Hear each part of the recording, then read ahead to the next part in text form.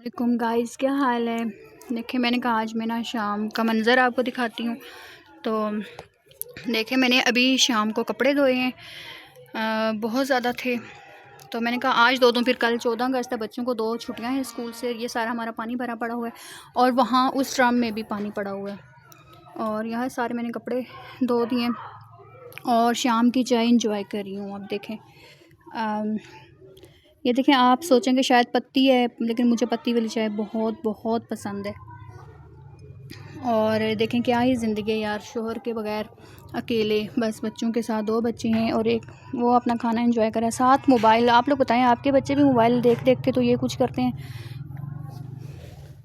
تو ایک جو ہے وہ بس اپنی 14 اگست کی تیاریوں میں لگی ہے، یہ پہننا ہے تو وہ پہننا ہے، اور میں ہوں جو شام کی چائے انجوائے کر رہی ہوں. اور یہ دیکھیں پنکھی بھی میں نے پاس ہی رکھی ہوئی ہے کیونکہ چھت پہ بیٹھے ہم لوگ، اور یہ موبائل.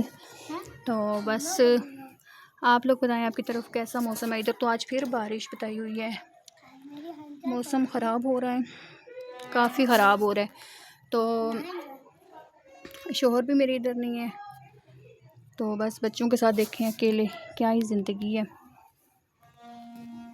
اور میں چائے پی رہی ہوں. آپ لوگ بتائیں آپ کیا کچھ کر رہے ہیں، آپ کی کیا مصروفیات ہیں آج کل؟